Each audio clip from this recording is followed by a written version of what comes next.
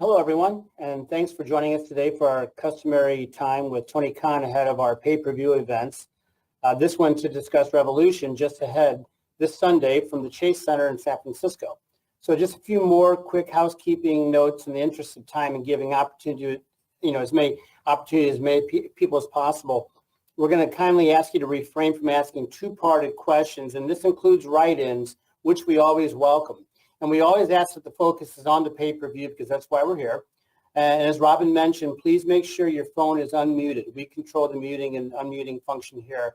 So please keep your line open and unmuted, and we'll get after it. So with that, I'm going to turn it over now to Tony Khan for some opening thoughts and remarks, and then we're going to open the lines for your questions. Tony? Thank you, Jim. Hey, everyone. Thanks for joining us today for this Revolution media call. I'm very excited about the event. There's some great matches on the card that have been building for a long time and really looking forward to personally, and I hope you are as well. Really excited to talk to you about the event today. I know there's a lot of things happening in the world of wrestling, including in AEW and outside AEW.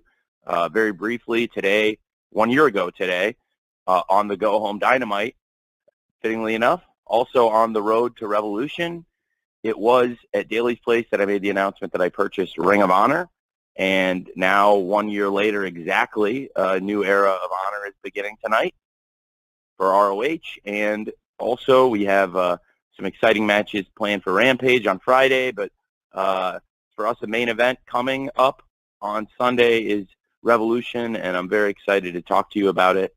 And Jim, if you want to start with the questions, we could start addressing what people want to talk about. All right, fantastic. Okay, so we're going to start with Brandon Thurston from WrestleNomics, and then after Brandon, we're going to go to John Alba from Fight. So Brandon, you're leading us off today. Hi, Tony. Thanks for the time today. Thank you, Brandon. Great to hear from you. So my understanding of your TV deal with Warner Brothers Discovery is that the network has a 1-year option to extend the deal through December 2024. I just wanted to ask if I'm accurate on those details, and if so, has WBD already picked up the 1-year option? It's a fair question to ask. I have avoided commenting on the specifics of our TV deal for legal reasons. It's not because I don't like answering people's questions or because I'm not a fun guy. It's because I am responsible for the jobs and livelihoods of a lot of people and their families.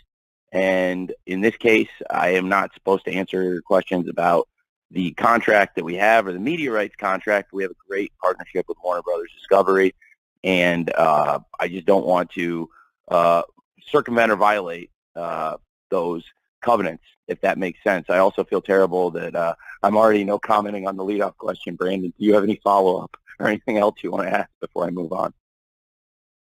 Sure, I have a second one. Could you explain to us your strategy around house shows? Do you think house shows can be run profitably? And if not, what are the benefits that offset the costs? Thank you very much. I really appreciate the work you do, and I really appreciate you asking a question I can answer. Yes, I have a lot of thoughts on that. When we launched, we had a much smaller roster, and what we've done as the business model from the beginning is that we are a TV wrestling promotion, and the bulk of the revenue and the vast majority of the dates here will be filled by TV wrestling or streaming or pay-per-view specials. And with the rosters expanded, we have more availability, more dates on people, and also I do believe there's the ability to run house shows profitably, but I do think it's very, very challenging to make money on a house show as we're seeing, and that's why we're learning the economics of it. We're trying to build that division up slowly to where we can do regular house shows and do more of them, but right now it's kind of a stick and move situation. We're in the process of developing more house shows to follow up on House Rules in Ohio on March 18th in Troy, Ohio. We're all excited about that, and we're benchmarking that.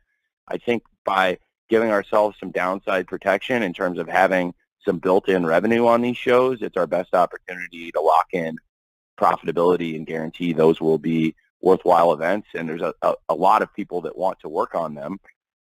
There's people I've never asked to work on them that are already asking what's going on with them, so those probably won't be the people I'll be chasing down as much to work them. But I have a big group of people that really do want to work on them, and I think it's the kind of thing I want to utilize, to the benefit of the roster, because the vast majority of the roster has made it clear that this is something they do want, house shows, and most people are chasing me down that they do want to work on the house show.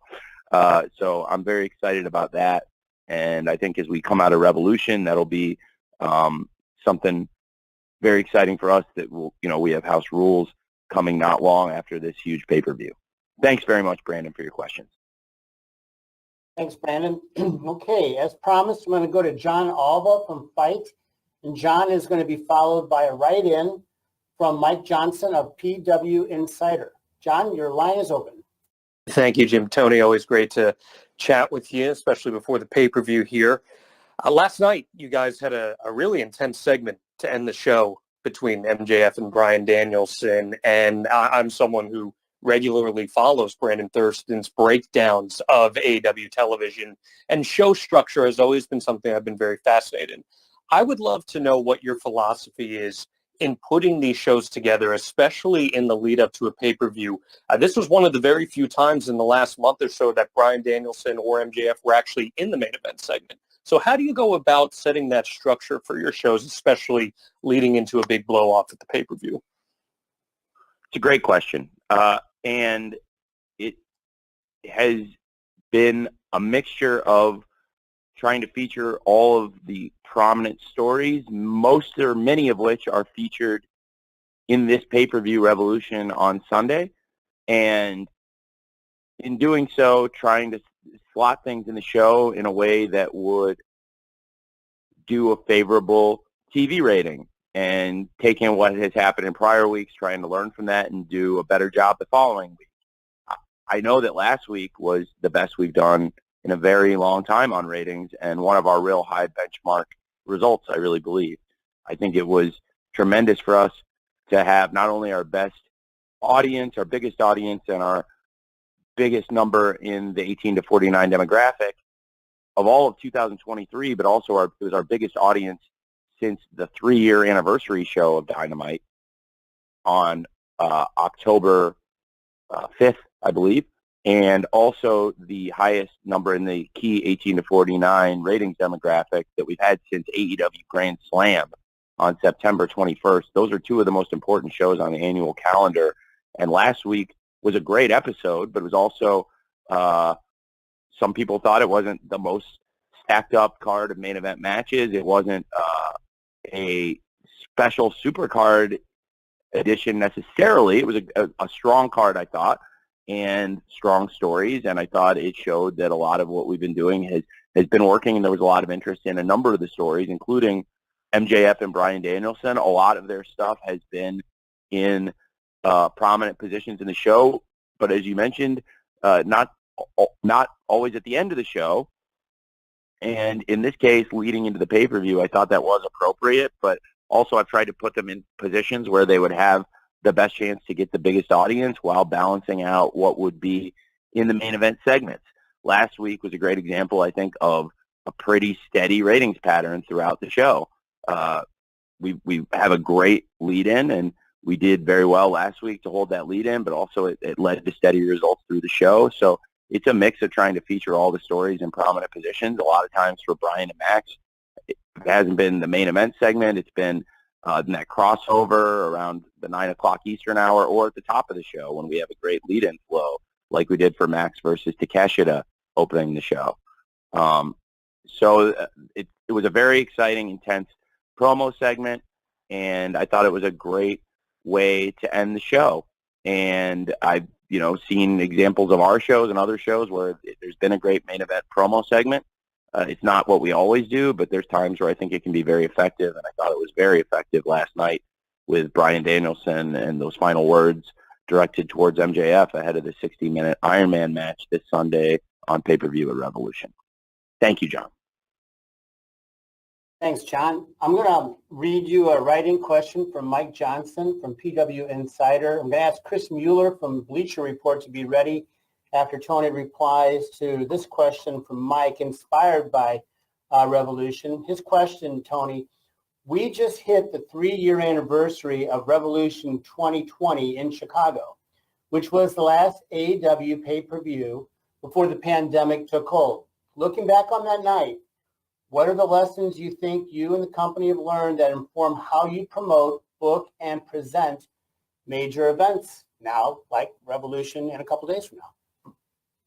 It was one of the most important events we've ever done. I learned a lot from it, and a lot in wrestling has changed, and I'm really glad this question came up. That I think I'll note for the record that this is a question I was asked, not things I brought up.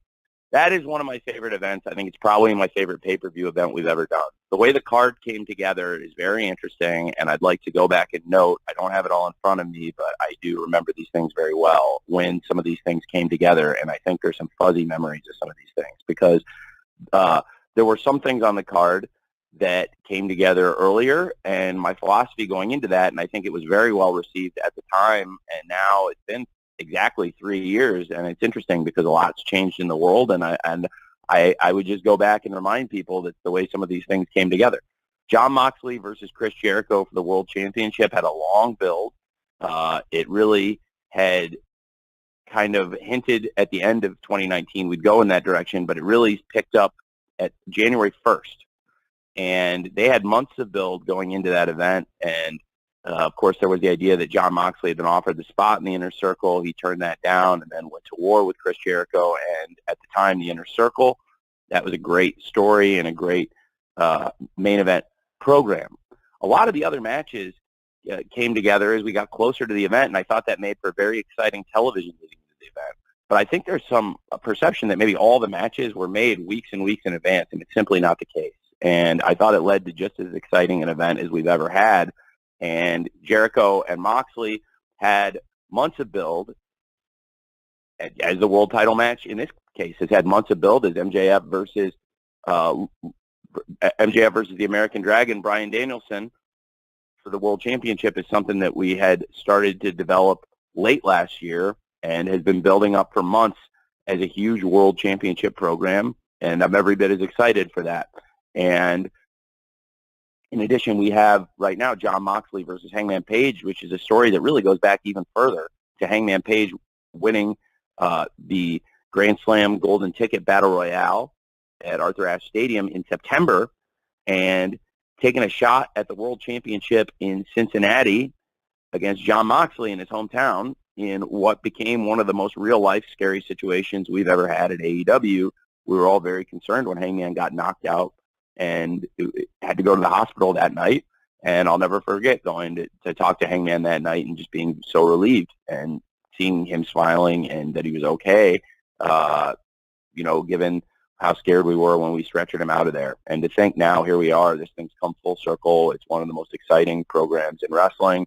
I thought that last week to John, I'm sorry to go back to your question, John Alba, I'm not answering that question now, but, last week, the main event segment, as I think about it, answering your previous question, we had MJF and Bryan Danielson this week in an exciting segment. I really liked how we closed the show last week also to address the Jon Moxley versus Hangman Page program, which is, again, something that's been building for months. I would equate those two programs at the time as the key programs that had months of development that the shows had largely been built around.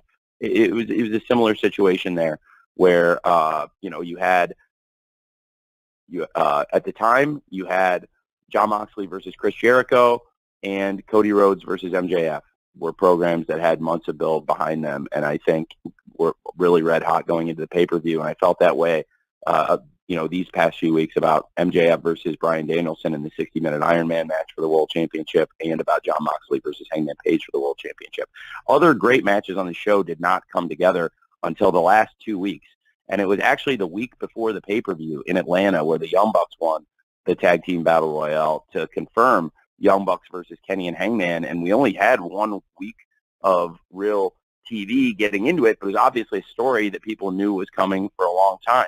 With the tag teams going into the full tag team four-way now, this year it's a little bit different because, yes, again, it's coming together close to the event, but similar to Young Bucks versus Hangman and Kenny. It's a very, very different kind of wrestling match. I'm not trying to compare it at all. It was two babyface teams that had a lot of history with each other. This is completely different because you have arguably four of the most popular wrestlers in AEW with the Acclaimed and Orange Cassidy and Danhausen and the Guns and Jarrett and Lethal. And it'll be a completely different match. I'm not saying it'll be the same thing or it's apples and oranges, completely different situation. But the two World Tag Team Championship programs, they were both kind of things that were developing on TV and had stakes that were still in play up until the final weeks. You had Darby Allin made his return in Atlanta the week before the pay-per-view. So that is another match that got announced the week before the pay-per-view, about 10 days out. And people had been really waiting, and that was the right time to bring Darby back for the biggest pop following the Jon Moxley-Jeff Cobb match. I would also like to note that I'm doing all this off the top of my head right now. And the Jon Moxley versus Jeff Cobb match, after that, there was the attack from Chris Jericho. We turned the lights out. Darby came back for his match against Sammy, which, again, got announced pretty close to the pay-per-view.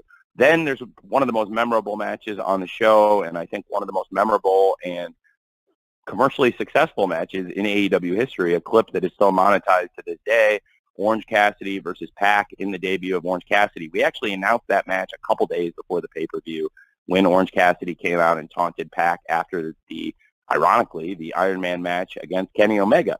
And, so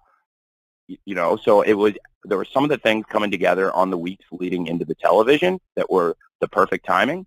There were some of the things that had been building for months that people were excited about, and I think that's a winning formula. And I've tried as best I can. I always say I don't have a time machine, so I can't go back and change the things that I would change, or I would change things every single day of my life.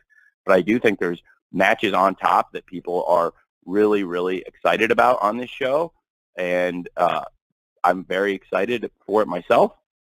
But we've seen some of the matches that have come together a little bit closer to the pay-per-view, and some of the things that have been building for months, and I thought that was a formula that worked very well then. And I remember at the time people were saying, like, oh, they're just announcing this right before the pay-per-view, but then the pay-per-view happened, and people absolutely loved it, and now people look back and say it's one of their favorite builds. And I do think there's been a lot of shows in the last several weeks, really since the start of 2023, there's been a number of shows, more super positive reviews than anything else, where most of the shows we've done this year have been amongst the favorite shows of several people. There's been a couple shows where people had questions or there was a thing or two they didn't like, but for the most part in 2023, most of our events have been really well received on television. So I think it's been very positive. I think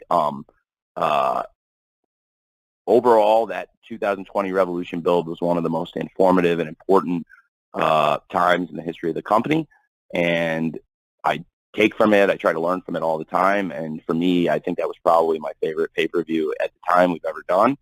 And of course, it was challenging to go into the pandemic after that, but now it's great to be back on the road every single week, and certainly that event in Chicago 3 years ago today, or 3 years ago yesterday, I guess, would mark one of the most important nights in AEW history. Thanks, Mike. Thank you, Mike. Chris Mueller from Bleacher Report, you are next. I'd like to ask Amy Nemedy from WrestleJoy to be ready after Chris. Chris, go. Hi, Tony.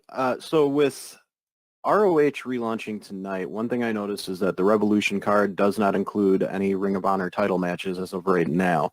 So moving forward, are you planning on drawing a clearer line between Ring of Honor and AEW, or can we still expect to see a fair amount of crossover on both shows?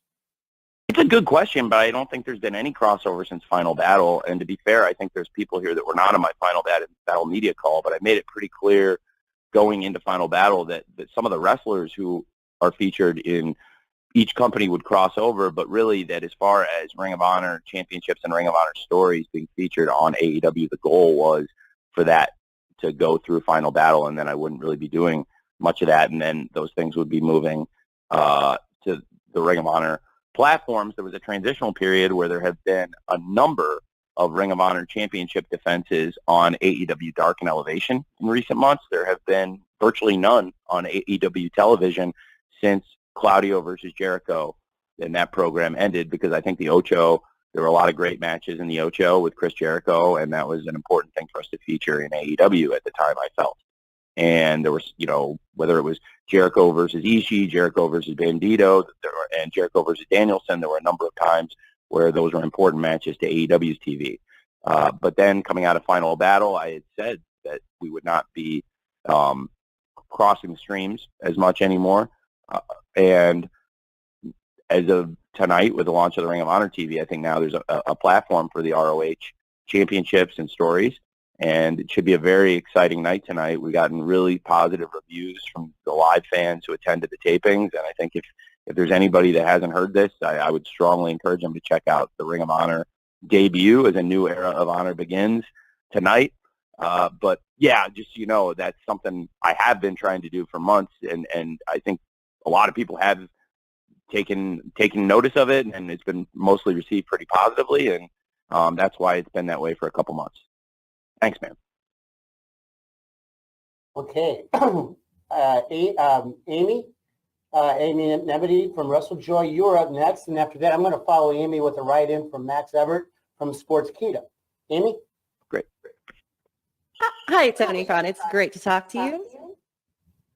Hey. So I wanted to talk about the Women's Triple Threat Championship match at Revolution. We have Jamie Hayter, who's an incredible fighting champion, banger matches, crowd loves her. Saraya, she's a pioneer of women's wrestling, the whole evolution that came from that. And Ruby Soho, who's beloved across her entire career, one of the best entrances in wrestling, her iconic street fight moment. Everybody's coming into this match on a huge high, especially in AEW. I wanted to ask what your thoughts were on each of the competitors, as well as how they represent the locker room in this AEW Originals / the Outsiders, so to speak, divide. Thank you. Thank you. It's a great question, and I'm looking forward to the three-way match for the Women's World Championship this Sunday on pay-per-view at AEW Revolution. I think, as you said, each of them represents a very different history in pro wrestling and in particular in AEW, and each of them has a very different perception among the locker room. I'm probably not the best person to speak of how people are perceived in the locker room, but I can speak to what I know to be a fact and what I think. Jamie Hayter's been with us since the first year of AEW, and since 2019, she's developed into such an amazing pro wrestler. She's grown, and she's become very popular with the crowds, and she has become one of the world's top wrestlers. And it's been amazing to watch that transformation take place on AEW television. Some of that transformation took place away from AEW television, frankly. She came back after the pandemic as a completely different performer and a completely different, with a very different look, and being able to do some different things in the ring and in the presentation of Jamie Hayter. So I believe Jamie Hayter is a very important wrestler in AEW and a great champion who is capable of having great matches and has a great connection with our audience. Ruby Soho has been here for a long time. She hasn't been here the whole time, but I think she's been here for, roughly half of the length of AEW, which is why it's fitting that I think she's in the middle of this thing, because she's worked with Saraya and Saraya's friends in the past, so she does have a closer relationship to them than a lot of our locker room would, and knows them well, and also has a close relationship to our locker room and knows them a lot better than somebody who just walked in off the street like Saraya. And Ruby Soho is also a great wrestler. As you mentioned in the lead-up question, I think it was a great point. Ruby Soho has a great reputation as a brawler also, and had a great moment this year in that great street fight teaming with Willow Nightingale to defeat Ty Mello and Anna Jay, who are also noted street fight enthusiasts. And I thought that was a great match, and Ruby Soho is having a great year and has picked up some really big wins in AEW this year and is certainly a very worthy top contender. You have Saraya on the other end of this spectrum, who has come into AEW as a big-name free agent and has gotten a great platform. I personally like Saraya a lot. I think a lot of the lifeblood day one AEW fans did not take kindly to the way Saraya tried to endear herself to the crowd. And to be fair, that's one of the things that happens in AEW when people have the chance to use their own words, because I think we had good talks about bullet points and about building up Saraya versus Britt Baker, but I believe some of the things in the lead up to that match that Saraya said really endeared the fans to Britt more than her. And because these are fans that have been with AEW from day one and probably didn't agree with her perception and her perspective on the company when she arrived. But I also think that helped me find a way to utilize everybody in what can be an exciting program for them, and what I hope will be a great match for all three women on this huge pay-per-view card. And it's one of the biggest events in our history, and there's so much great wrestling on this show, and I think this match fits like a glove. I'm very excited for it. It's been building up for a long time also, and I really look forward to this three-way match. I have a lot of respect for all three women. I think they all have different wrestling styles, and they all have different histories in the wrestling business, and especially here with their times and experiences in AEW. And I think all of that will make for a very interesting match and hopefully a great match this Sunday at Revolution. Thanks for the great question. Thanks, Amy. Okay, as promised, I've got a write-in question here from Max Everett from Sportskeeda. John Orchiola from Screen Rant, you will be after Tony addresses the following question from Max, and that is, how did booking a 60-minute Ironman match on this weekend's Revolution card impact booking the rest of the card and perhaps even last night's Dynamite? What a great question. It is the longest bell-to-bell match we've ever planned to feature on pay-per-view. We've never allocated this much time to any one match. I think there's been a couple times I've allocated a good amount of time to a match, but never what you have to do for a 60-minute Ironman match. So in terms of formatting the pay-per-view, it is a bit different. It's less matches than we've done on some of our pay-per-views, but I think it will be a great event, and there will be a lot of time for the main event, to say the least, but there will also be a lot of great matches on tap for this card that I think people are really looking forward to. I didn't do as many matches on the pay-per-view card as I normally might have, but I also think we have as much exciting stories or TV as ever. And to your great question about how that affected last night's show, we saw that the Face of the Revolution ladder match, which has been featured the past few years at the Revolution pay-per-view card, I thought the best chance to get that involved and utilize that IP and utilize that match that fans enjoy, and give a great wrestler like Powerhouse Hobbs in this case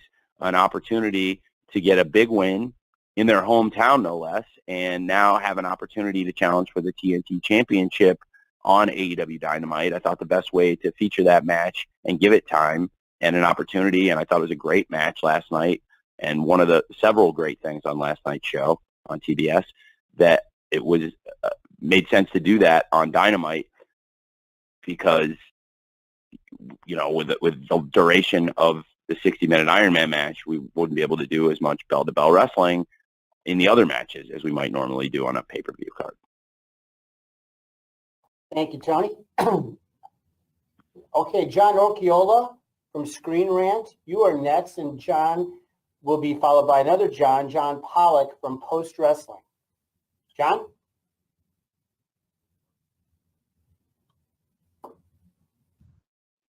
John, you're muted.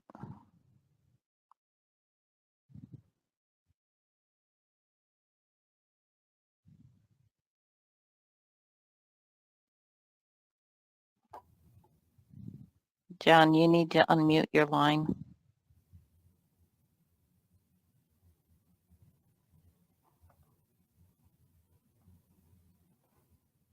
Robin, can we go to John Pollock in the meantime? John, if you're ready, John Pollock, and we can try John Orchiola after that. Doable? Oh, sorry. This is John Pearson, but I can ask my question if you want. John, who are you with? I'm with Triple Threat, not Screen Rant. Go ahead and proceed. Thank you. Thank you, Tony, for taking my question here. It is on Ricky Starks. Ricky has been placed in some pretty big programs as of late, and it seems like his star power, both in the company and online, is growing. What kind of confidence do you have for him to be one of the figureheads of the company going forward? I think Ricky Starks is a great wrestler. I've had a great feeling about him since he arrived in AEW, and I really enjoy working with him. And he's had some big wins, and he's had some great moments in AEW in the past several months. I thought he ended 2022 on a real high note with a great match against MJF at AEW Winter is Coming for the World Championship.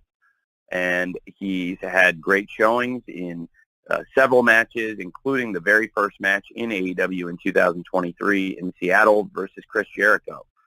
And I think Ricky Starks has all the potential in the world, but he's also right now one of the best wrestlers, and that's what makes him such an exciting person to invest television time in when you have somebody that is already great and is already a featured, prominent part of AEW, but also somebody that we believe can get even better and do even more here in AEW. And I think he's got a great opportunity.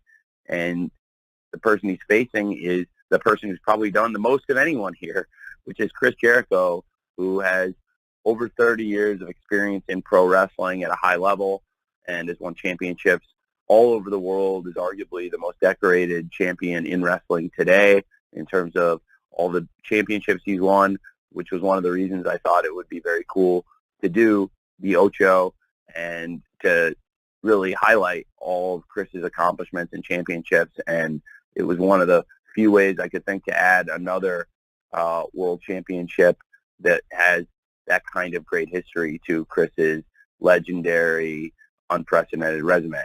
And I think Chris Jericho has taken a lot of interest in Ricky Starks also. And frankly, this match will be very interesting. I think it's another program that has had a lot of anticipation and months of build towards it, and hopefully people will really enjoy that match this Sunday at Revolution, Jericho versus Ricky Starks. It's a great opportunity. Frankly, it's a great opportunity for anybody anytime to get out there and wrestle on a pay-per-view event like AEW Revolution. But I do think, in particular, for a great young wrestler like Ricky Starks, where the sky's the limit, it's a great opportunity for him this Sunday at Revolution. Thank you, John. John Occhiola, we're going to try you again. Are you there? Here. Hi, can you hear me? We can. Yep. Excellent. Excellent. Sorry about that. Hi, Tony. Good to talk to you again. Hey, good to talk to you. Yeah. So more and more AEW has crossed over into mainstream entertainment. And, you know, as a fan, it's really awesome to see. Like, I know Britt Baker he's a big fan of Cobra Kai. She went to the season 5 premiere. I know Anthony Bowens is a huge fan of The Last of Us. Are AEW wrestlers free to take side projects, acting in movies and TV shows? And are there any in the works? We work with the wrestlers in AEW anytime they have a big opportunity. If people come to us and say this is going to be good for us, and even if it doesn't even have to be great for the company, as long as it's not going to hurt the company, if it's going to be good for them, I want people to have these opportunities and take advantage of them. And I want a happy roster, and as long as it's not going to hurt AEW, I want to try and facilitate that. So when people have opportunities in film, television, or other media, if it's not going to affect the storylines of the TV in a major detrimental way, then of course we always want to try and accommodate these things when possible. And we've had people come into AEW, and that was one of the reasons they really wanted to come here, is there are other opportunities in wrestling. They weren't given that kind of freedom for outside projects when they're not working on TV for us. So I think that's a great question, and I think that's one of the things where we've set ourselves apart as being a very accommodating place to come and wrestle. Thank you. Tony, I've got a write-in here from Joey Hayden from the Dallas Morning News I'm going to read to you. And then after I do that, Trevor Robb from the Edmonton Journal will follow. Joey Hayden from the Dallas Morning News asks, was there any thought to work Adam Cole back into the mix ahead of the Revolution pay-per-view, or did his recovery more accurately align to be his comeback match to the debut of All Access? Jim, can you ask that one more time? Sorry, my phone cut out mid-question for a second. Can you please, I want to make sure I didn't miss Sure. any sort. Thanks. Joey wants to know, was there any thought to working in Adam Cole into the mix ahead of the Revolution pay-per-view, or did his recovery was it a better fit for his comeback match to the debut of the All Access program? There are a number of factors that played into that decision, but I think it's going to be very exciting here this month to have Adam Cole, one of our biggest stars, back in the ring. We're going to feature that story very prominently in AEW All Access, which is coming up this month, following AEW Dynamite on TBS. Immediately after the show, it will be a weekly 60-minute series, and the night the show premieres will also be the night Adam Cole returns to the ring, and then you'll be able to watch the start of that journey back to wrestling for him. And each week after Dynamite, we'll be following some wrestlers from AEW, some of the key people backstage, and Adam Cole is one of those people, and we'll follow the road to his comeback, including his life at home with Dr. Britt Baker, DMD, and also with his family and so many of the challenges that went into this comeback that we're all looking forward to. Certainly also would be something great for the pay-per-view, I think, which is what we're all completely focused on. But I think in terms of giving him the most amount of time to recover, the most amount of attention to the match, and also as a cross-promotional opportunity with a new series that we're very excited about with AEW All Access for a number of reasons. Everybody, including our partners at Warner Brothers Discovery, TBS, and TNT, I think everyone agreed that for Dynamite on TBS and for All Access on TBS, and the symmetry of the story and the nature of the comeback, that these things would all do very well, hopefully packaged together on TBS. Okay, thanks, Tony, and thanks for that question, Joey.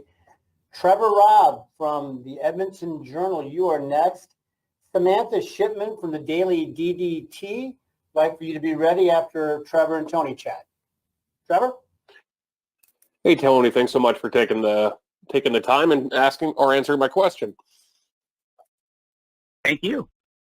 I just wanted to talk about the style and the presentation of AEW, because it has gone had a bit of a makeover here of late. You had a new entrance starting at the year. You have new videotrons and graphics. We saw now with Ring of Honor restarting that there's a new presentation that's now filtering over to dark as well. I'm not sure if we're going to see a custom set for Revolution here on Sunday, but I'm just wondering, I guess, how you balance that desire to want to revitalize and maybe freshen up the look of AEW while also maintaining that core AEW vibe. Well, at the start of 2023, we wanted to update our look on TV and streaming, and so our arena set and some of the graphics packages were updated with a new look, and I think it's been very well received, and I think it was a good change for us, and I really like the new look. In addition, our set at Universal Studios and our digital look, where we've got AEW Dark filming, and also where Ring of Honor's weekly series is now filmed, that was an important project for us, and I think that was very successful. The crew did a great job updating that look and adding seating capacity, but also improving the look with new video signage and an updated look of that presentation that I think has been very, very good. So it's something that we don't want to make those kind of changes constantly, and do want to settle on a look and want to keep the look of AEW consistent, but also find ways to freshen up the presentation when we can. So I think this year those changes have mostly been well received. So that's a good sign that we'll stick with them. Thanks, and I think in general, though, it's a great question, and it's the kind of thing we can plan to follow. And I don't think there's a set time for the next time we would make changes, but I think this was a great refresh, and now we have a great look for 2023. Thank you. Thanks, Trevor. Samantha Shipman from the Daily DDT is next, and Samantha will be followed by Stu Myrick from 104.9 in Austin, Texas. Samantha? Hi, Tony. Hi. Good to talk to you again. I have a question kind of going back to All Access. When that was announced, it reminded me of last summer. There was a trademark for All Elite Women, but then we never really heard anything else about that. Was that supposed to have been a TV show, or can you tell us a little bit about maybe what the plan for that was going to be and what happened to that? Is that something you still are going to pursue? Yeah, I would love to have that show be a show that gets picked up. I think it is an idea I had for a show, and it's something I would love to do, is All Elite Women, and that's why I filed the trademark, because I think it's a good idea. And we have a great women's roster, and I love to utilize them as much as possible. And anytime we can develop more programming to feature our roster, I think it's something that is a great opportunity for the company and for the wrestlers. And in the case of the women's locker room, I think there's a number of really deserving talents in there, and there's people we feature on TV regularly, and there's even more people I'd like to feature more. So that was the idea behind All Elite Women. That's still an idea I think would be a great thing if it ever gets picked up. Thanks for asking. Thanks, Samantha. Stu Myrick from 104.9 in Austin is next, and I will follow Stu with a write-in question from Ella J. from A Wrestling Gal. Stu? Great. Tony, thanks for the time. It was great to see you during Super Bowl week in Phoenix. Someone that looks like won't be involved in Revolution, Eddie Kingston, who on AEW social media seemingly quit. Have you talked to Eddie since last night? Can you address this in any form or fashion? Yeah, I have talked to Eddie since last night, and I would encourage people to stay tuned to pro wrestling. Stay tuned to AEW and other forms of pro wrestling. Of course, there's a lot of exciting things happening in the sport, in AEW, and also in our metaverse of pro wrestling, including New Japan, and of course tonight the launch of the new Ring of Honor. So a lot of exciting things happening, and I have had a chance to talk to Eddie about that, and I'd say stay tuned to the wrestling business, and then you'll see what happens next. Thanks, Stu. Okay, Stu, we appreciate that. Okay, here's the question from Ella J. from A Wrestling Gal, and Ella will be followed by Bill Pritchard from WrestleZone. Ella has this question for you, Tony. AEW Revolution will hold the first 60-minute Iron match in company history. Why do you feel that now is the time to have this type of match? Well, I think it's the right time, and it's the right match. MJF versus the American Dragon Bryan Danielson in a 60-minute Ironman match for the AEW World Championship this Sunday at Revolution, because it is the ultimate test of a pro wrestler's stamina, their strength, conditioning, and their creativity. And I think these are two wrestlers that have all of the physical and all of the mental tools to put together an incredible 60-minute Ironman match. And I think it's something that for the fans of pro wrestling, this is a great pay-per-view main event in my mind, because you know you're going to get this value. AEW is going to deliver the match. You know, we're gonna put the time into it, and you know that frankly, if this match for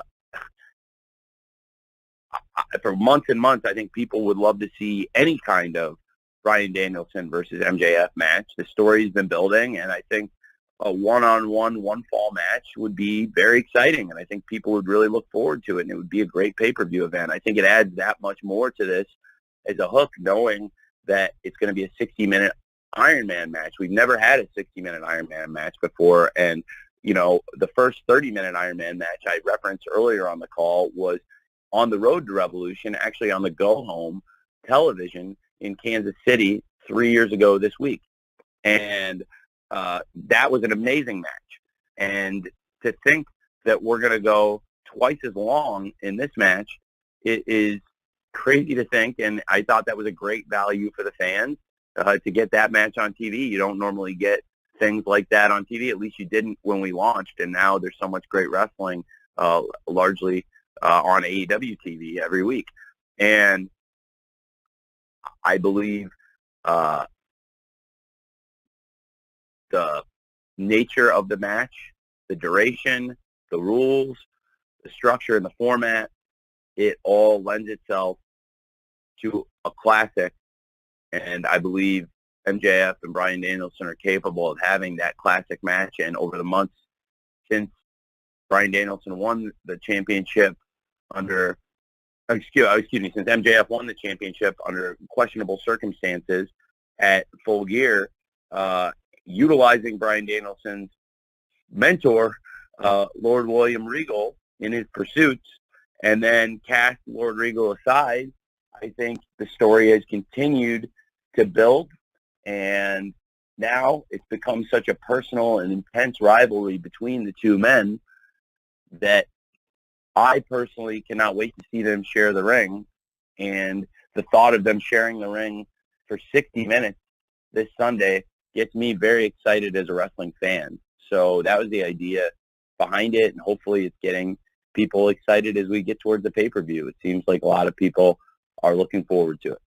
Thanks for the great question. Yeah, indeed. Thanks, Ella. We got about 10 minutes to go, so let's do a little lightning round here. We're going to try to get 3 or 4 more in. Bill Pritchard from WrestleZone, you are next, and we're going to follow Bill with Will Washington from Grapsity. Go, Bill.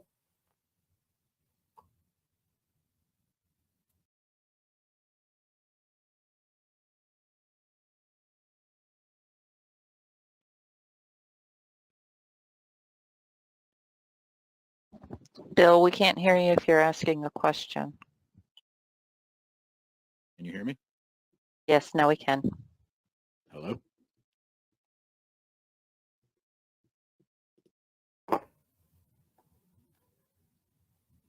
Bill, can you hear us?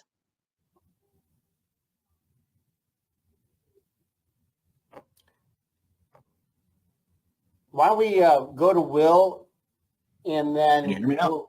we'll revisit Bill. Will Washington, are you ready? Yes, I am. Tony, can you hear me? Hey, Will. I can. Hey, thanks for taking my question. So talking about the card, there's currently 8 matches booked in official capacity on the card, which is at the moment one of the smaller cards that you've ever put on pay-per-view. Obviously, the 60-minute Iron Man match plays a big factor in that. Do you foresee, with Rampage coming up, any other matches being added? We noticed that, of course, the TBS title isn't being defended this time around. You had a program being built between Swerve Strickland and Keith Lee that doesn't have a match on here yet. Do you anticipate adding any more matches to the card as we get closer, or do you think it's pretty set with the 8? I think it's fairly set. I think there's some circumstances around Jungle Boy and Christian and clarifying what is to come between the two men in this fight that they want to have. But Christian had been out injured until a couple weeks ago and made his return to TV. And there were so many hot things happening leading into Revolution, and that added some fuel to the fire, we thought. It was a great promo last night by Christian, I thought, and got people excited for that. So that's a situation in flux, as I mentioned. In the original Revolution in 2020, a lot of matches that had months of anticipation and build, and then some exciting things that came together in the final few weeks that made the go-home TVs that much more exciting. And I think with the 60-minute Iron Man match on the card, it would be challenging to get more matches on the main pay-per-view card. But I do think there is potential.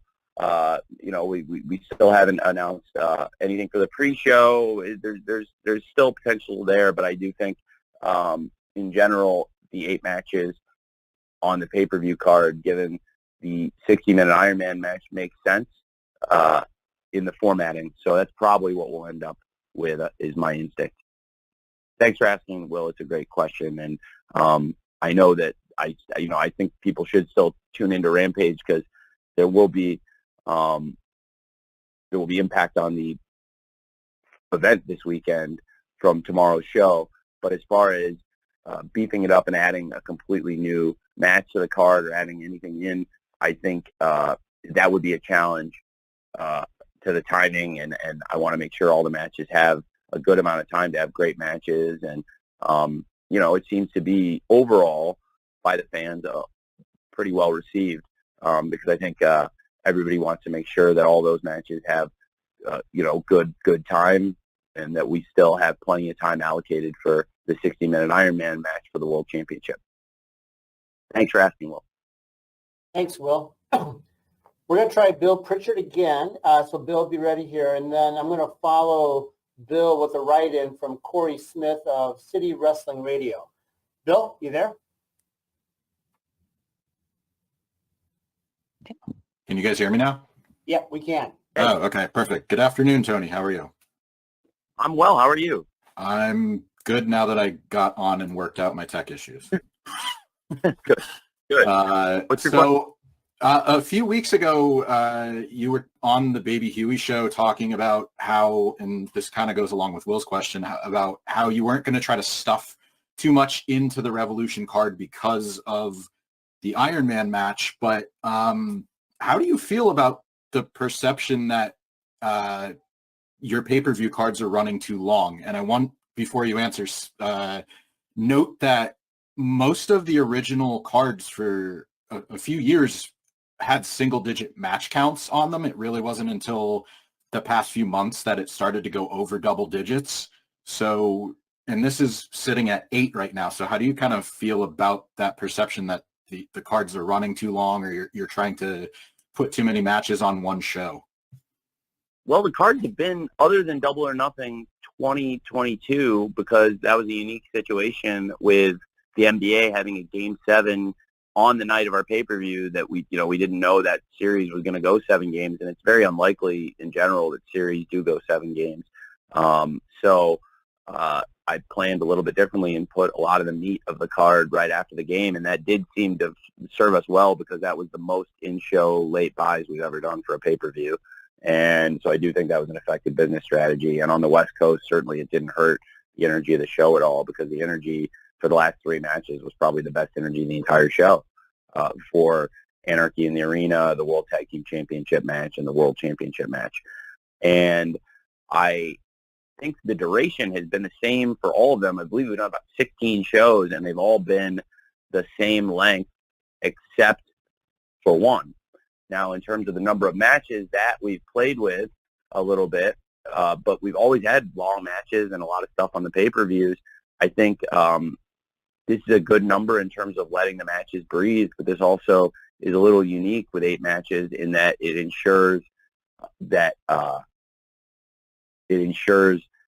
we'll have the appropriate amount of time for what will be a historic main event, something that's really unprecedented here in AEW. We've never tried. And I'm very much looking forward to it. It seems like it's been very well received by the fans, and I understand. I would love to get as many wrestlers as possible on the pay-per-view card, but obviously there has to be a balance, and it seems like it's for this Sunday it's been very well received by the fans. Okay, Tony, thank you. And this is going to take us right up to the hour, so we're gonna finish, I believe, here with Corey Smith from City Wrestling Radio. And it's an appropriate question, Tony, for the occasion. What was some of the deciding factors to bring AEW Revolution to San Francisco and the Chase Center? What a great question. The Chase Center is one of the best events Revolution is one of our biggest events, and the Chase Center is one of the best arenas in the country. And the Bay Area is one of the top markets. It made a lot of sense when there was availability at the Chase Center on the weekend, and to be able to bring AEW Dynamite last night and AEW Rampage tomorrow night to the historic Cow Palace. We were just very excited about this opportunity. It's a really important market for us. It's been a great TV market for AEW, and there's so many fans in the Bay Area, and that's why we wanted to bring this big event, this big week here to San Francisco and the surrounding areas. And the Chase Center, it's a newer arena. It was best in class basketball arena, and it's a great venue for us for a pay-per-view. So we've been looking forward to coming and making our debut in the Bay Area for a long time, and this felt like the right timing and the right event to bring. All right, Tony. Tony, with about 20 or 30 seconds, do you have any closing thoughts for everybody here? Well, thanks for asking, Jim. I am very excited for this pay-per-view event. I really appreciate all of you joining us today and giving me the chance to answer your questions. I'm sorry to anybody who didn't get to ask anything. If you're going to be at the pay-per-view event, or if you can send a write-in, I'll try to answer as many questions as I can, or all of your questions if possible, after the Revolution card in the Scrum. I really cannot say enough how much I appreciate you and all of what you do. On an individual basis, I enjoy interacting with you. Try to do media between pay-per-view events, and then obviously it's a crazy run-up, and we're all huddled up together like this talking about the event. But I look forward to working with each of you, hopefully in the future, and I just can't thank you enough for covering this. Hopefully see a lot of you in person on Sunday at Revolution. I'm just so excited for the event, and thank you for giving me this opportunity to talk to you about AEW Revolution today. Jim, thanks for moderating it, and I think that's probably about all I had to add, unless, Jim, you wanted to add anything else. No, really, that's it, Tony. I appreciate your time. We all do. And to everybody that joined us, thanks again. We're at the end of our time, but we will be distributing an audio recording to all attendees shortly, as we always do. So be looking for that. And then we're going to be looking for you, either tomorrow at the Cow Palace for Rampage or Sunday at the Chase Center for Revolution. So if you're unable to join us in person this weekend, we trust you'll tune in. And really, to everybody, our sincere thanks for your interest in AEW and really all you do for, to promote and celebrate professional wrestling. We appreciate Jim, I thought of one thing. Can I add one note I just forgot to mention? You may. We paid for extra time on this. We're good. Go. Let's go. Well, there you go. So we're in overtime now, and I just wanted to mention to you that I thought that we had some excellent promos on last night's show, and I briefly mentioned when it came up about the main event segment. We had Bryan Danielson out there, and he said some very powerful things to MJF, and they've said a lot of powerful things in their promos leading up to that great match. I thought there were some great promos on last night's show, and I felt like I'd be remiss if I didn't mention Hangman Page. I thought did a great promo, and in particular, I thought Jon Moxley did one of my personal favorite wrestling promos I've seen. I thought it was certainly one of the best promos I've seen this year and in recent years, and he shot it after the match for the Countdown show, and I didn't mention this on the call, but the Countdown to Revolution will be tomorrow night immediately after AEW Rampage on TNT at 11 p.m. There'll be a lot of great videos and interviews in there. I'd be remiss if I didn't bring up the Countdown, but also I just feel like Moxley and Hangman have done so much to each other and said so much to each other in the build to this Texas Death Match, and I just wanted to note again, if you haven't seen that promo, please check it out. If you're a wrestling fan, I thought, to me, it was one of the best interviews or promos I've seen. To see Jon Moxley bleeding on the staircase and saying the things he said, I thought it was very powerful, and that's why I wanted to feature it in a prominent position last night ahead of Revolution. And I just have to give so much credit to them, and I wanted to just note that because I realized I hadn't brought it up at all in this call. Thanks, Jim. Okay, thanks, Tony. Appreciate it. And again, just everybody on the line, we really do appreciate your interest, and really above all, the wrestling fans, fans of AEW, fans of wrestling, appreciate all you do. So hope to see you guys this weekend, and best wishes in the meantime. Cheers. Thanks, everyone.